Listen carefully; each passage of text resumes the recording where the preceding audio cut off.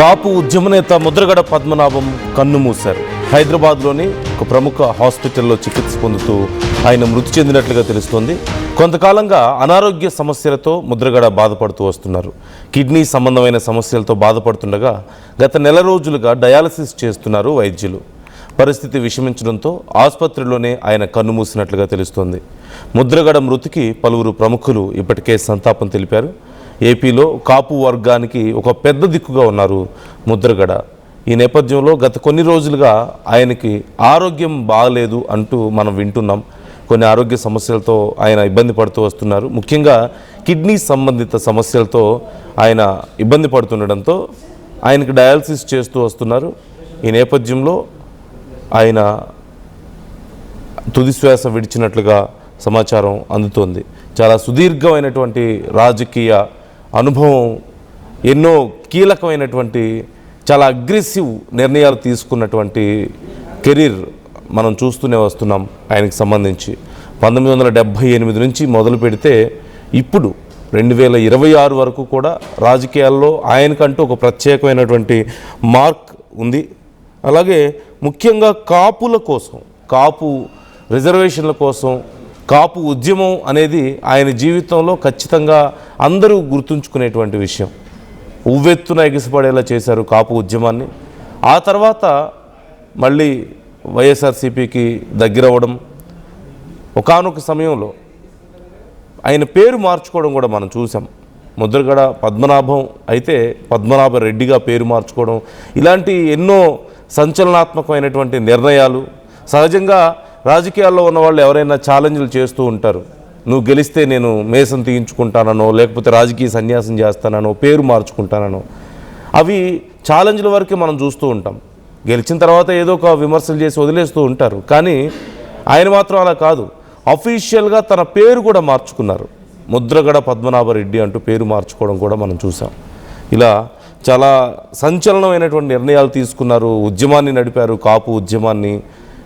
ఎన్టీఆర్ దగ్గర నుంచి ఇప్పుడున్నటువంటి కీలక నాయకులు అందరితోనూ పనిచేసినటువంటి అనుభవం ఆయనకుంది. 1978లో జనతా పార్టీ తరఫున తూర్పుగోదావరి జిల్లా ప్రత్తిపాడు నియోజకవర్గం నుంచి తొలిసారిగా ఆయన ఎమ్మెల్యేగా గెలిచారు. 1982 నుంచి 89 మధ్యలో ఎన్టీ రామారావు తెలుగుదేశం పార్టీ స్థాపించిన తర్వాత టీడీపీలో చేరారు. 1983, 85 అసెంబ్లీ ఎన్నికల్లో వరుసగా ఎమ్మెల్యేగా గెలిచారు. ఎన్టీఆర్ ప్రభుత్వంలో ఆయన మంత్రిగా కూడా పనిచేశారు. ఎన్టీఆర్ అంటే ఆయనకి ఎంతో ఇష్టమని, ఎన్టీఆర్ దగ్గర కూడా ఆయనకి చాలా మంచి పేరు ఉండేదని మనం విన్నాం. ఆ తర్వాత 1988లో ఉత్తర కంచి ఉద్యమం, తన అనుచరుల మీద నమోదైనటువంటి కేసులకు సంబంధించి 13 రోజుల పాటు నిరాహార దీక్ష చేశారు. ఆ తర్వాత ప్రభుత్వం ఈ కేసులను ఉపసంహరించుకోవడం కూడా అప్పుడు పెద్ద చర్చనీయాంశం అయింది. అలాగే ఆ తర్వాత 1989, 95 మధ్యలో కాంగ్రెస్ పార్టీలో చేరారు. కాంగ్రెస్ ప్రభుత్వంలో కూడా ఆయన మంత్రిగా పనిచేశారు. 1994లోనే కాపు రిజర్వేషన్ ఉద్యమం మొదలుపెట్టారు. కాపులకు బీసీ హోదా కల్పించాలని ఆయన భార్యతో కలిసి అప్పుడు నిరాహార దీక్ష చేశారు. రాష్ట్ర వ్యాప్తంగా కాపు రిజర్వేషన్ అంశం అప్పుడు రాష్ట్ర వ్యాప్తంగా చాలా పెద్ద చర్చనీయాంశంగా మారింది. 1995 నుంచి 99 మధ్యలో భారతీయ జనతా పార్టీలో చేరారు. 99 నుంచి 2008 మళ్ళీ తెలుగుదేశం పార్టీలో చేరి రాజకీయాలు కొనసాగించారు. 2008 నుంచి 9 మధ్యలో మళ్ళీ తిరిగి కాంగ్రెస్ పార్టీలో చేరడం, క్రియాశీల రాజకీయాలకు తర్వాత కొన్ని రోజులు కొంత దూరంగా ఉండడం మనం చూసాం. అయితే 2015, 16లో మాత్రం కాపులకు బీసీ రిజర్వేషన్లు కల్పించాలంటూ ఆయన చేసిన ఉద్యమం అప్పుడు ఒక రకంగా చెప్పాలంటే అప్పుడు ఎన్నికల మీద కూడా ప్రభావం చూపించే స్థాయికి, ఆ తర్వాత జరిగినటువంటి 2019 ఎన్నికలలో ప్రభావం చూపించే స్థాయికి వెళ్ళింది. కాపుల రిజర్వేషన్ అనే అంశం చాలా పెద్ద ఎజెండాగా మారిపోయింది ఒకానొక సమయంలో ఎన్నికల్లో. ఆ తర్వాత మళ్ళీ వైసీపీ గెలవడం, ఆ తర్వాత మళ్ళీ టీడీపీ గెలవడం, ఈ పరిణామాల్లో ఆయన వైసీపీకి దగ్గర అవ్వడం, తన పేరు మార్చుకున్నటువంటి అంశాలు ఇవన్నీ కూడా మనం చూస్తూ వస్తున్నాం. చాలా సంచలనాత్మకమైన నిర్ణయాలు తీసుకుంటారు. ఆయన బేసిక్గా చాలా మృదు స్వభావి, చాలా సున్నితంగా మాట్లాడతారు. కానీ రాజకీయాలు మాత్రం చాలా అగ్రెసివ్గా ఉంటాయి. ఆయన తీసుకునే నిర్ణయాలు, ఆయన విసిరే ఛాలెంజ్లు, ఆయన అప్రోచ్ అయ్యే విధానం కానీ ఇవన్నీ కూడా చాలా అగ్రెసివ్గా ఉంటాయి. మనిషి ఏమో చాలా సున్నితంగా మాట్లాడతారు, చాలా నెమ్మదస్తులు, తొందరపడి ఎవరి మీద అగ్రెసివ్గా కామెంట్స్ చేయడం కానీ ఎవరిని తిట్టడం లాంటివి కూడా మనం ఎక్కడ చూడం. ప్రజెంట్ అక్కడ హాస్పిటల్ దగ్గర పరిస్థితి ఎలా ఉందనేది మనం తెలుసుకుందాం.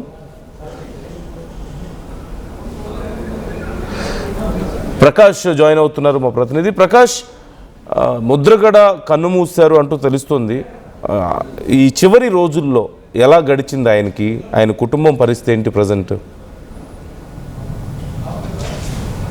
నందు చాలా బాధాకర విషయం. ఎందుకంటే ఆయన ఆ ఉమ్మడి తూర్పుగోదావరి జిల్లాలో కాకుండా అలాగే ఏపీలోనే ఒక కాపు ఉద్యమ నేతగా, మాజీ కాపు ఉద్యమ నేతగా అందరూ కూడా తెలిసిందే. అటువంటి ఆయన ఉమ్మడి తూర్పుగోదావరి జిల్లాలోనే అలాగే కాకినాడ జిల్లాలోనే చాలా ఈ యొక్క రాజకీయ నాయకుల్లో ఎంతో కీలకంగా ఉన్నటువంటి నాయకులుగా కూడా ఒక వెలిగారు.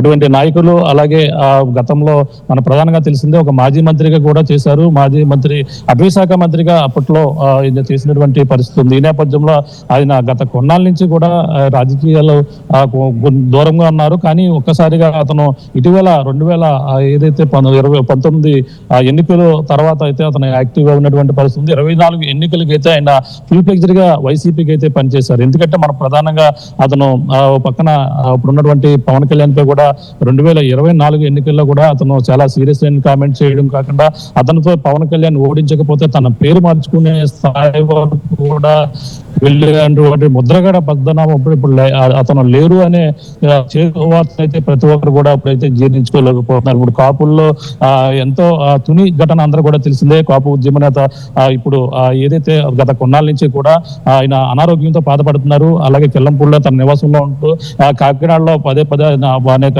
శస్త్రచికిత్సలు కూడా చేయించుకున్నారు. అప్పుడు ఆ సమయంలోనే అతను ఏదైతే డయాలిసిస్ సంబంధించిన కిడ్నీ సంబంధించిన సమస్యతో అతనైతే బాధపడుతూ గత కొన్ని రోజుల క్రితం హైదరాబాద్ వెళ్ళారు. హైదరాబాద్ లో ఒక ప్రైవేట్ హాస్పిటల్లో గత కొన్నాళ్ళ నుంచి కూడా చికిత్స పొందుతున్నటువంటి పరిస్థితి ఉంది. ఈ నేపథ్యంలోనే అతను ఆరోగ్యం చాలా నిలకడగా ఉందని కూడా ఇటీవల ఒక 10 రోజుల క్రితం కూడా కొంతమంది నాయకులు వెళ్ళి కలిసి వచ్చిన తర్వాత ఆయన కోలుకుంటున్నారని కూడా చెప్పుకొచ్చారు. ఇదే విషయాన్ని తన తనయుడు ఎవరైతే ఉన్నారో ఆ గిరి కూడా తన తండ్రి కోలుకున్నారు, ఎవరు కూడా హాస్పిటల్కి రావద్దని కూడా చెప్పుకొచ్చారు. ఈ నేపథ్యంలోనే ఈ రోజు ఆరోగ్యం పరిస్థితి చాలా సాయంత్రం నుంచి కూడా చాలా ఇబ్బందికర పరిస్థితులు ఉన్నాయి. వెంటిలేటర్ ఉంది, అతను ఆరోగ్య పరిస్థితి బాగోలేదని కూడా వైద్యులు వెంటనే కుటుంబ సభ్యులు చెప్పిన నేపథ్యంలోనే అతను చివరిగా ఆ మృత్యుతో పోరాడుతూ అలాగే చివరి శ్వాస విడిచినట్టుగా మనకు వచ్చినటువంటి సమాచారం. ఈ నేపథ్యంలోనే ఇప్పుడు మొత్తం ఆయన మరణాన్ని అయితే మొత్తం యావత్ ఇక్కడ ఉన్నటువంటి ఉమ్మడి తూర్పుగోదావరి జిల్లా వాసులే కాదు, అలాగే మొత్తం ఏపీలో కూడా ఇప్పుడు ముద్రగడ పద్మనాభం చనిపోవడం, ఆయన లేడు అనే చేదు నిజాన్ని ఎవరు కూడా జీర్ణించుకోలేని పరిస్థితి ఉంది. ఆయన ప్రధానంగా తెలిసిందే ముద్రగడ పద్మనాభం ఆయన ఈ పత్తిపాడు నియోజకవర్గానికి సంబంధించిన కాపు నాయకుడు. అలాగే పత్తిపాడు నియోజకవర్గంలో కాదు, కాకినాడ మంత్రిగా పనిచేశారు. కాకినాడలో సంబంధించిన ఈ యొక్క జిల్లాలో ఎంతో కీలకంగా ప్రతి విషయంలో కీలకంగా ఉండేవారు. అటువంటి కాపు పెద్దగానే ఉంటూ అలాగే కాపులకి ఒక ధైర్యాన్ని నింపుతూ ఒక కాపులను బీసీలో చేర్చాలి అనే ఒక ఉద్యమాన్ని ముందుకు తీసుకెళ్లే విధంగా కూడా చాలా పోరాడినటువంటి ముద్రగడ పద్మనాభం. అంతేకాకుండా మనం చూసాం 2019 ఎన్నికల ముందు అయితే అతను తుని వద్ద జరిగినటువంటి ఘటన ఏదైతే తుని రైలు ఘటనలో కూడా ఆయన చాలా తీవ్ర స్థాయిలో ఉద్యమం ఒక దేశవ్యాప్తంగా కూడా సంచలనంగా మారినటువంటి ఘటన అయితే అప్పట్లో కూడా ఆయన చేసినటువంటి పోరాటం కాపుల కోసం, కాపులను బీసీలో చేర్చాలంటూ కూడా అప్పుడైతే ఆ రైలు దగ్ధం ఘటన మొత్తం దేశవ్యాప్తంగా కూడా సంచలనంగా మారింది. అటువంటి ఉద్యమాన్ని ఉవ్వెత్తున ఒక్కసారిగా తీసుకెళ్లి అంతేకాకుండా ఆ కాపులను బీసీలో చేర్చాలి, కాపులకి రిజర్వేషన్ కల్పించాలంటూ కూడా సుదీర్ఘ కాలం పాటు పోరాడిన తర్వాత 2019 ఎన్నికల తర్వాత వైసీపీ అధికారులు రావడం, తర్వాత ఆయన కొంచెం రాజకీయాలకు దూరంగా ఉండడం. అతను రాజకీయాల్లో దూరంగా ఉన్నప్పటికీ ప్రధానంగా అతని నుంచి ఒకటే మెసేజ్, అంటే ఎప్పుడు కూడా మీడియా ముందుకు వచ్చి అతను మాట్లాడే పరిస్థితులు అయితే ఎక్కడ కూడా లేవు.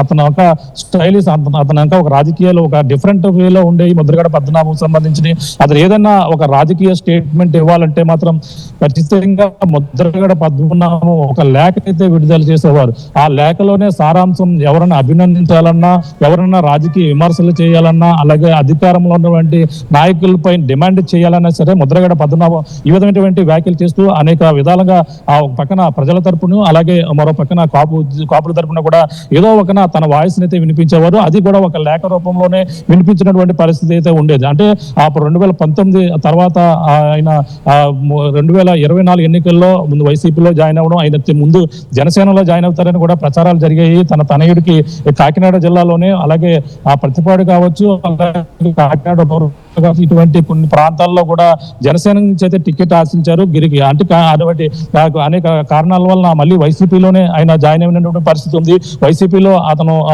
మళ్ళీ రాజకీయంగా యాక్టివ్ అవ్వడం, వైసీపీలోనే మంచి కీలకమైన నాయకుడిగా వెదవడం, అంతేకాకుండా పిఠాపురంలో పవన్ కళ్యాణ్ పోటీ చేసిన నేపథ్యంలో పిఠాపురంలోనే పవన్ కళ్యాణ్ సవాల్ విసిరే స్థాయికి రావడం, పవన్ కళ్యాణ్ ఓడిస్తానంటూ కూడా ఆయన సవాల్ వస్తుంది. ఎందుకంటే పిఠాపురంలోనే గతంలో కూడా 2009 ఎన్నికల్లో కూడా పిఠాపురంలో అతను శాసనసభ్యులుగా ఎక్కడైతే పోటీ చేశారో అప్పుడులో కాంగ్రెస్ పార్టీ నుంచి అయితే ఆయన బరిలో దిగినటువంటి పరిస్థితి ఉంది. పిఠాపురంలోనే ఆయన తన రాజకీయ అదృష్టాన్ని పత్తిపాడు నియోజకవర్గాన్ని వదిలి ఇక్కడికైతే రావడం జరిగింది. తదనంతరం కూడా పత్తిపాడు నియోజకవర్గంలో కూడా ఆయన పోటీ చేశారు. అక్కడ కూడా కొంచెం చేదు అనుభవం ఎదురైంది. తర్వాత మళ్ళీ పిఠాపురంలో పోటీ చేయాలని కూడా ఆశించారు. అక్కడ వంగా గీత ప్లేస్ లో ముద్రగడ పద్మనాభం అంటూ వస్తున్నారంటూ కూడా 2024 ఎన్నికల్లో కూడా ప్రచారం జోరందుకుంది. తన తనయుడికి ఇస్తున్నారంటూ కూడా ప్రచారం జోరందుకుంది. కానీ ఇక్కడ ఎన్నికల ప్రచారంలో ఇక్కడ వంగా గీతతో కలిపి పాల్గొన్నారు. కానీ ఇక్కడ పవన్ కళ్యాణ్ పై అతనే పోటీ చేస్తారని కూడా ఆ నేపథ్యంలోనే ఆయన సవాల్ విసిరి పవన్ కళ్యాణ్ ఇక్కడ ఖచ్చితంగా ఆయన గెలిస్తే నా పేరు మార్చుకుంటానని కూడా ఆయన సవాల్ విసిరారు. ఆ విధంగానే పవన్ కళ్యాణ్ పిఠాపురంలో గెలవడం, ఈ నేపథ్యంలోనూ ఆయన మళ్ళీ ఇక్కడ ఏదైతే అతను మాట ఇచ్చిన ప్రకారంగా ఆ పేరు మార్చుకునేందుకంటే ముద్రగడ పద్మనాభం బదులుగా ముద్రగడ పద్మనాభం రెడ్డి అంటూ కూడా ఆయన మాటకి కట్టుబడి ఉన్నటువంటి నాయకుడిగా ఆయన ఎంతో కూడా పేరుగాంచారు. అది కూడా ఎన్నో విమర్శలకు తలెత్తినప్పటికీ ఆయన మాట మీద నిలబడే వ్యక్తి అని ప్రతి ఒక్కరు కూడా కొనియాడుతూ ఆ పేరు మార్చుకున్నటువంటి అంశాన్ని ప్రతి ఒక్కరు కూడా కొంతమంది అభినందించినప్పటికీ ఆయన ఈ విధంగా రాజకీయాలు చివరి సమయంలో ఇటువంటి నిర్ణయం సరైనది కాదంటూ కూడా చెప్పుకొచ్చారు. అటువంటి ముద్రగడ పద్మనాభం ఇప్పుడు లేరు అనే ఒక చేదు నిజాన్ని అయితే ఇక్కడైతే తూర్పుగోదావరి జిల్లా వాసులు అయితే జీర్ణించుకోలేకపోతున్నారు. నందు, ప్రకాష్, ఒక్క నిమిషం మీరు లైన్లో ఉండండి. ఈ అంశానికి సంబంధించి ఇప్పటికే 2 తెలుగు రాష్ట్రాల్లోని రాజకీయ ప్రముఖులు, సామాజికవేత్తలు అందరూ కూడా ఆయన గురించి, ఆయన జర్నీ గురించి తెలిసిన వాళ్ళందరూ కూడా తమ సంతాపాన్ని తెలియజేస్తున్నారు. అలాగే చాలామంది పోస్టులు చేస్తున్నారు. ఎక్స్ వేదికగా ఎంతోమంది పోస్టులు చేస్తున్నటువంటి సందర్భం మనకు కనిపిస్తుంది. ఈ నేపథ్యంలో ఇప్పటికే ఏపీ సీఎం ముద్రగడ పద్మనాభం మృతికి ఆయన తన సంతాపాన్ని తెలియజేస్తూ ఒక పోస్ట్ చేశారు. అలాగే ఏపీ మాజీ సీఎం కూడా జగన్మోహన్ రెడ్డి కూడా దీనికి సంబంధించి ఇప్పటికే పోస్ట్ చేశారు. ఇలా చాలామంది తమ సంతాపాన్ని తెలియజేస్తున్నారు. వాళ్ళ కుటుంబ సభ్యులకి ధైర్యం చెప్పే ప్రయత్నం చేస్తున్నారు. ఈ నేపథ్యంలో ఈ అంశానికి సంబంధించి ముద్రగడ ఇక లేరు, రాజకీయాల్లో తనదంటూ ఒక ప్రత్యేక ముద్ర వేసుకొని కాపు ఉద్యమాన్ని ఉవ్వెత్తున ఎగసిపడేలా చేసి ఎన్నో సంచలనాత్మక నిర్ణయాలు తీసుకున్నటువంటి ఒక నాయకుడు ఇక లేరు అన్న వార్తని కేవలం రాజకీయ ప్రముఖులే కాదు, ఎంతోమంది కాపు నాయకులు కానీ, ముఖ్యంగా కాపు సామాజిక వర్గానికి ముద్రగడ ఎంతో సేవ చేశారు, ప్రత్యేకమైన గుర్తింపు తీసుకొచ్చారు. అలాంటి వ్యక్తి ఇలా ఇక మనకు లేరు అన్న ఈ వార్తని చాలామంది జీర్ణించుకోలేకపోతున్నారు. ఒకవేళ మీరు ఈ అంశానికి సంబంధించి మీరు కూడా మీ అభిప్రాయాలని మాతో పంచుకోవాలనుకుంటే, ముద్రగడ గురించి కానీ ఆయన రాజకీయ జీవితం గురించి కానీ మీలో ఎవరికైనా సరే ఆయనతో ఒకవేళ కనుక గతంలో ఏవైనా అనుభవాలు ఉన్నా మాతో షేర్ చేసుకోవాలనుకుంటే మీరు స్క్రీన్ మీద స్క్రోల్ అవుతున్న నంబర్కి కాల్ చేయొచ్చు, మీరు ఆర్టీవీతో మాట్లాడవచ్చు. ఆయన గురించి, ఆయన జ్ఞాపకాలు గురించి మీరు మాతో ఆర్టీవీ వ్యూవర్స్తో కూడా షేర్ చేసుకోవచ్చు. ప్రకాష్, ఇప్పటికే చాలామంది ప్రముఖులు తమ సంతాపాన్ని తెలియజేస్తున్నారు. వారి కుటుంబం పరిస్థితి ఏంటి అంటే, ముఖ్యంగా గత 2-3 ఏళ్లలో కొంత సమస్యలు కూడా ఉన్నాయి వారి కుటుంబంలో. సొంత వాళ్ళే ఆయన మీద ఎలిగేషన్స్ చేయడం ఇలాంటివి ఉన్నాయి. ఇప్పుడు వాటి ప్రస్తావన ఎక్కువ లేకపోయినప్పటికీ కూడా ఆయన ఇలా తుది శ్వాస విడిచిన తర్వాత ఈ సందర్భంలో అయినా సరే వాళ్ళందరూ కలిసి కుటుంబం ఆయనతో పాటు ఉండగలిగారా ఆ చివరి రోజుల్లో? ఆ చివరి రోజులు ఎలా గడిచాయి? ఆయన యాక్టివిటీస్ ఎలా ఉండేవి?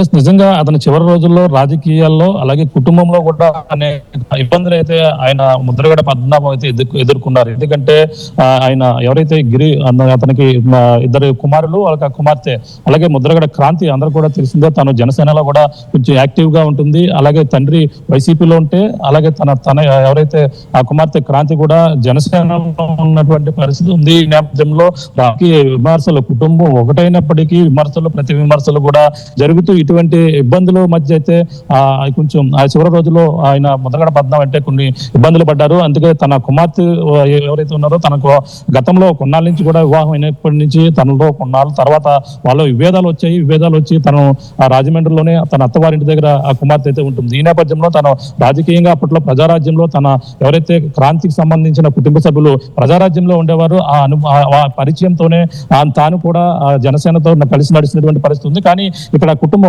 తన తండ్రి వేరు, అంటే తన తండ్రి కూడా పదే చెప్పుకుని వచ్చేవారు. అంటే తను వేరు, తనకి నాకు మాటలు లేవు, చాలా రోజులైంది అంటూ కూడా ఒకనొక సందర్భంలో ఎన్నికల సమయంలో కూడా తను చాలా సీరియస్ గా ముద్రగడ పద్మనాభం గారు దీనిపై కూడా స్పందించిన పరిస్థితి ఉంది.